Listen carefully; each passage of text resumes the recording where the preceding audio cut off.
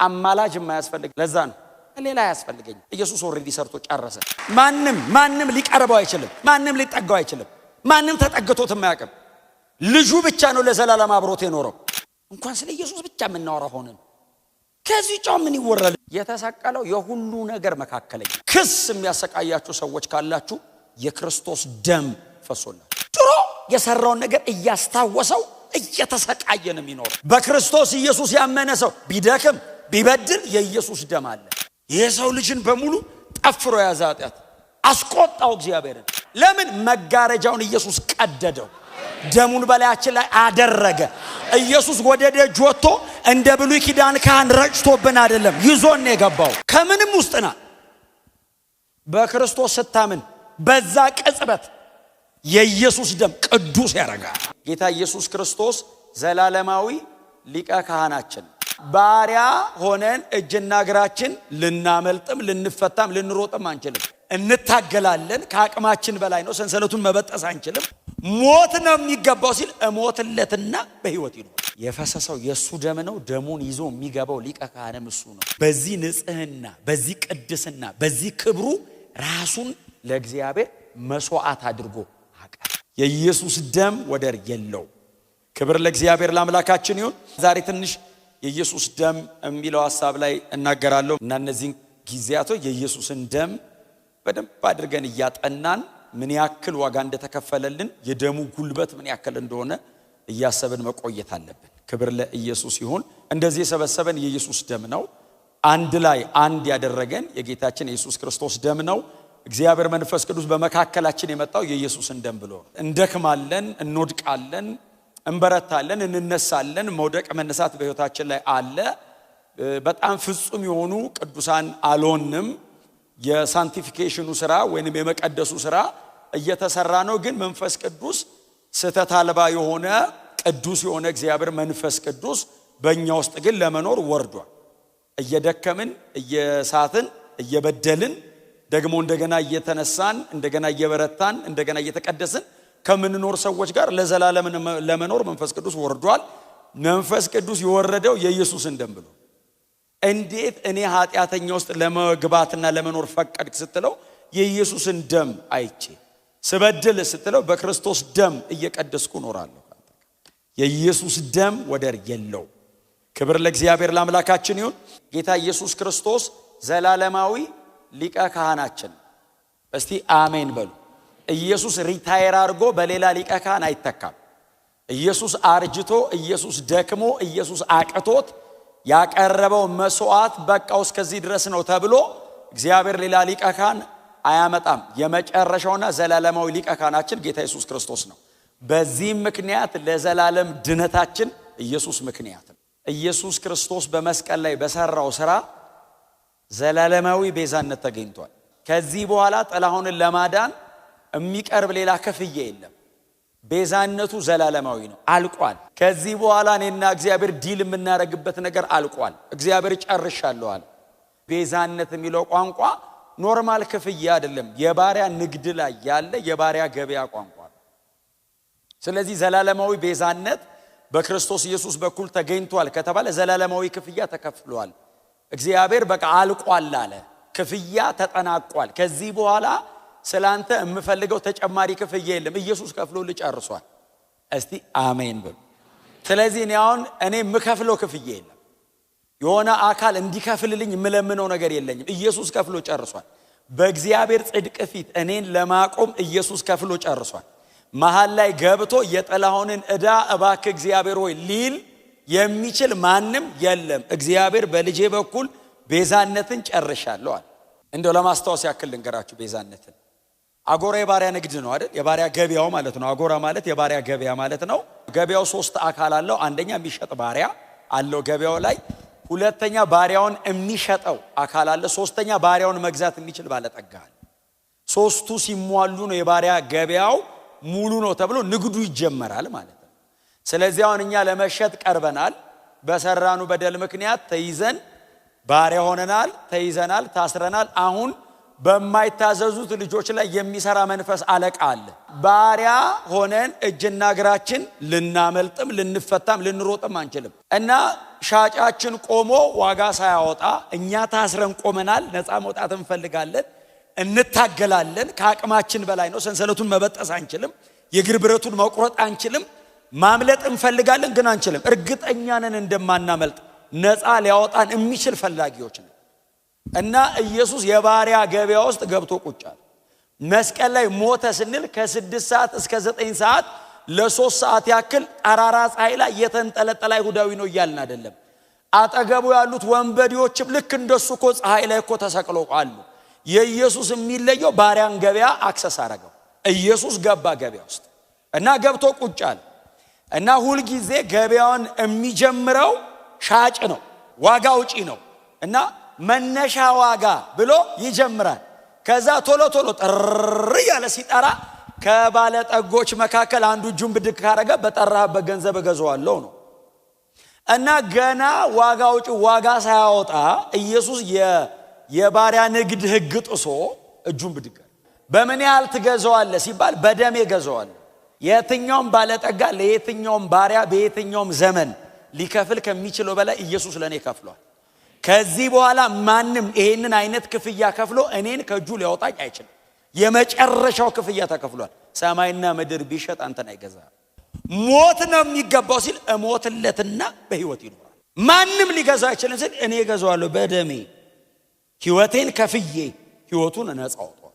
ኢየሱስ መጣ። ከቀድሞ ባሪያ ካረገን እጅ ገንጥሎ ወጣ። ከገበያ ሁሉም እያዩኝ ይዞኝ ወጣ። ለምን? እንዲሁ በነፃ ስለምወድ ብቻ። አው ምን ፌቨር ፈልገ? ምንም አልፈልግም ከኔ ጋር እንድትኖር። የሆነ ነገር ሲደረግልን የሆነ ነገር እንጠብቃለና የሆነ ነገር ሰው ካረገልንም የሆነ ነገር ኤክስፔክት ያደርግብናል። እግዚአብሔርስ እንዲሁ ምንም አይደለም ፈልገው፣ ካንተ ጋር መኖር ነው ፈልገው። ይህንን ሁሉ በነፃ። አዎ በነፃ ቤዛነት። ክብር ለኢየሱስ ይሁን። የመጨረሻው ቁጥር 14 እዚሁ ቁጥር 14 በዘላለም መንፈስ አማካኝነት ራሱን ነውር አልባ በዘላለም መንፈስ አማካኝነት ራሱን ነውር አልባ መስዋዕት አድርጎ ለእግዚአብሔር አቀረበ። በዘላለም መንፈስ አማካኝነት ራሱን፣ በጣም አስገራሚ ቃል። ራሱን ነውር አልባ መስዋዕት አድርጎ ለእግዚአብሔር አቀረበ። ነውር አልባ መስዋዕት አድርጎ ራሱን ነው ያቀረበው። ሌላ አቅራቢ የለውም። ራሱን ነው ያቀረበው። ነውር አልባ ነው ኢየሱስ። ስህተት የለውም። ኃጢአት አያውቀውም። ለዘላለም ቅዱስ ነው። ራሱን መስዋዕት አረገ። አቅራቢም ራሱ ሆነ። የሚያቀርበው ለአብ ነው። በዘላለም መንፈስ አማካኝነት ራሱን እግዚአብሔርን ጽድቁን የሚመጥን የእግዚአብሔርን ፍላጎት የሚፈጽም ሕያው መስዋዕት አድርጎ ራሱን ለእግዚአብሔር አቀረበ። እግዚአብሔርም ተቀበለ። ኢየሱስ ራሱን አቀረበ። ሁሌ ነው የምላችሁ፣ መስዋዕቱ ራሱ ነው። መስዋዕቱን የሚያቀርበው ካህኑም ራሱ። የፈሰሰው የሱ ደም ነው። ደሙን ይዞ የሚገባው ሊቀ ካህንም እሱ ነው።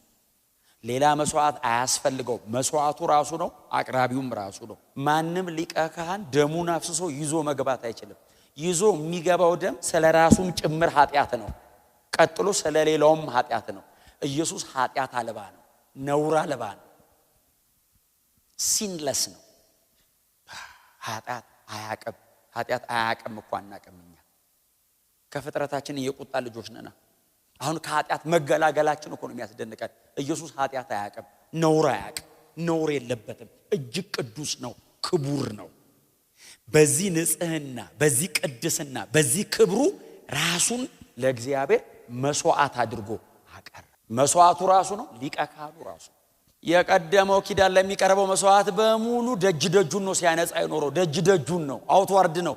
ከሞተ ስራ ህሊናዬን ሊቀድሰኝም ሊያነጻኝም አልቻለም። ስለዚህ ኢየሱስ እኔን ተክቶ ስለ እኔን ያቀረበው። ታዲያ ያ የቀረበ የክርስቶስ ደም በነውር አልባነት በዘላለማዊ መንፈስ በመስዋዕትነት የቀረበ የኢየሱስ ደም ያኛው ያንን ማረክ ከቻለ ይሄ ደምማ እንዴት አድርጎ ከሞተ ስራ ህሊናዬን ሊያነጻኝ አይችልም? እንዴት አይችልም ሊያነጻኝ? ያኛው በጣም በብዙ ድካም ውስጥ ያለ የጠቦት ደም ደጁን ከቀደሰ ነውር አልባ ሆኖ የቀረበው የክርስቶስ ኢየሱስ በመስዋዕትነት ውስጥ ያለ ደም እንዴት አድርጎ ከውስጥ ወደ ውጭ አይቀድሰኝም? ህሊናችን በክርስቶስ ደም ተቀድሷል። ክስ የሚያሰቃያችሁ ሰዎች ካላችሁ የክርስቶስ ደም ፈሶላችሁ።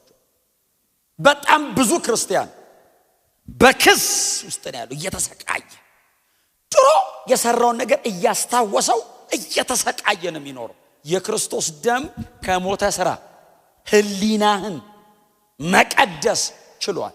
እግዚአብሔር ተቀብሎታል። እሺ የሰዎችን በእኔ ያመኑትን የተቀበሉኝን ህሊናቸውን ከሞተ ስራ አነጻዋለሁ ሲል እሺ ትችላለህ። ሁለንተናቸውን ይዘው እኔ ፊት መቅረብ ይችላል። ቅዱሳን እላቸዋለሁ አለ አብ።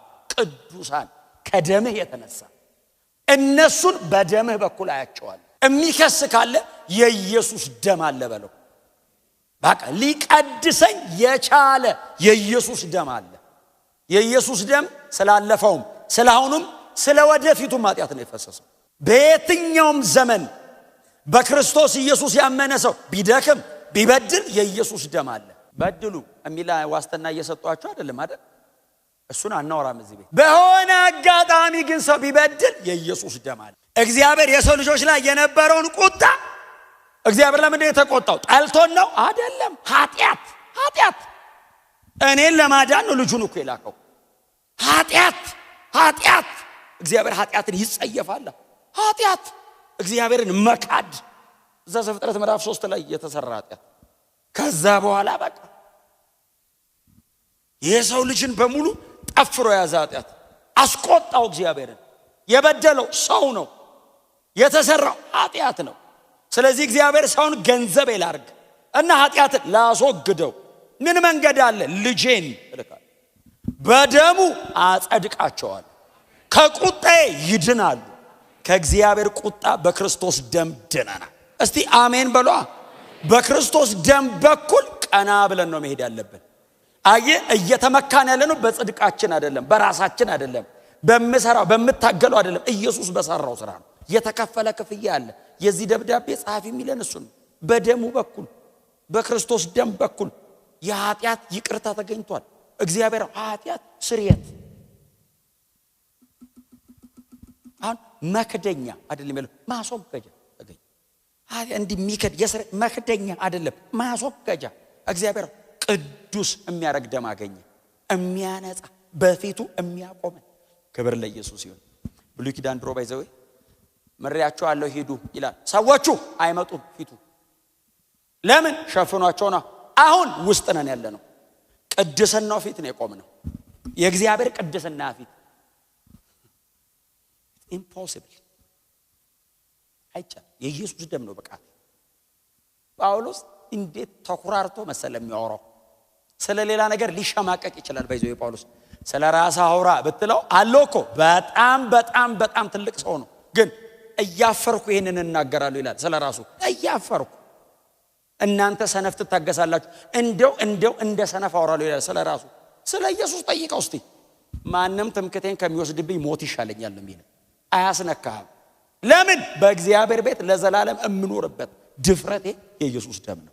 በእግዚአብሔር ጽድቅ ፊት ምቆምበት አቅሜ ብቃቴ የኢየሱስ ደም ነው።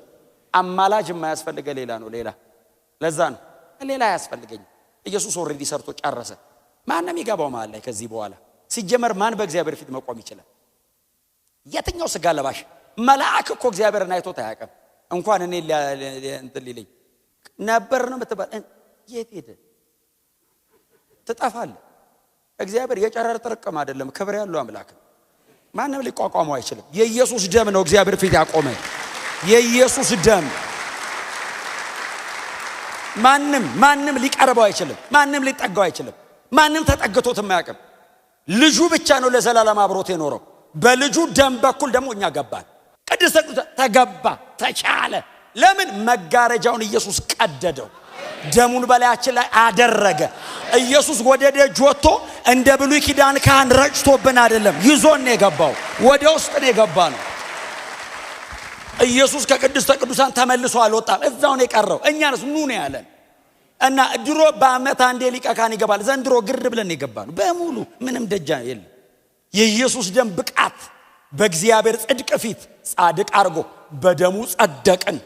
በእግዚአብሔር ጽድቅ ፊት ጻድቃን፣ በእግዚአብሔር ቅድስና ፊት ቅዱስ። እስቲ አሜን በሏ። በፍጹም አይቻልም። ማንም ሊከሰን አይችልም። እመካለሁ። ታውቃላችሁ፣ እንኳን ክርስቲያን ሆንኩ፣ እንኳን ወንጌል ገባኝ፣ በእውነት እንኳን ስለ ኢየሱስ ብቻ የምናወራ ሆነን ከዚህ ጫው ምን ይወራል? ኢየሱስስ ወደር የለውም፣ አይነት የለውም። የማንም ደም ፈሶ ማንንም አድኖ አያውቅም። የኢየሱስ ደም ያመኑበትን ሁሉ ያድናል፣ ይችላል፣ ተችሎታል። የኃጢአት ስርየት በክርስቶስ ደም በኩል ተገኘ፣ ቤዛነት ተገኘ። የተሰቀለው የሁሉ ነገር መካከለኛ፣ የመከበራችን መካከለኛው መሰቀሉ። ጥላውን የከበረው ኢየሱስ መስቀል ላይ ተዋርዶ ነው። የዘላለም ሕይወት ያገኘነው ኃጢአቴን ወስዶ ሞቶልኝ ነው። በፍጹም ሌላ ነገር አናወራም። ለምን አናወራ? የለም። እግዚአብሔር ያከበረው ይሄንን ነው። ተናገሩልኝ ያለ መጽሐፍት ሁሉ የሚያወራው ስለዚህ ነው። መጽሐፍት ሁሉ የሚያወራው ስለዚህ አጠገብ ያሉትን እነ ጴጥሮስን ገንዘብ ያደረጋቸው ሞቶ ነው። ባይዘው 3 ዓመት ተኩል አብረን ተምርሃል፣ በቃ ከዚህ በኋላ ከኔ ጋር አይደለም ያለ ሁዳም ተምሯል። አይ ክሮሱ ላይ ሞቱ ላይ የፈሰሰው ደም ላይ እናምናለን ሲሉ ገንዘብ ሆኑ፣ አብረው አሳልፈው። የኢየሱስ ደም ክብር ለእግዚአብሔር ይሁን። ስለዚህ እናንተ ጊዜ ስታገኙ አንደኛ ዮሐንስ ምዕራፍ 1 ቁጥር 7ን አንብቡ። የልጁ የክርስቶስ ኢየሱስ ደም ከኃጢአት ሁሉ ከምን ከኃጢአት ከንትን አይደለም ይለው። ምን ሰርተሃል እንባባል፣ አንተ አትድንም ነው ምንባባል። የኢየሱስ ደም ከኃጢአት ሁሉ ያነጻል በሉት። በቃ የሰራውን እንዳዘረዝር ለሰው እንዳነግር ይፈተናል። አንዳንድ ሰው ይፈተናል። አትንገር። ከምንም ውስጥና በክርስቶስ ስታምን በዛ ቅጽበት የኢየሱስ ደም ቅዱስ ያረጋል። ዓለም ላይ ነምበር 1 የሚባል ነፍሰ ገዳይ ከመጣ እሺ ካለ እቀበላለሁ ካለ መንግስት ሊጠይቀው ይችላል። እግዚአብሔርስ ተቻዋል። ያን ሁሉ እነሆም እኛ ምንለው እግዚአብሔር ያን ሁሉ አይልም። ሰርጆል እና ደግሜ አላስበው። እንደዚህ ሲያይ በክርስቶስ ደም በኩል ሰውየውን እያየው ልጄ የኢየሱስ ደም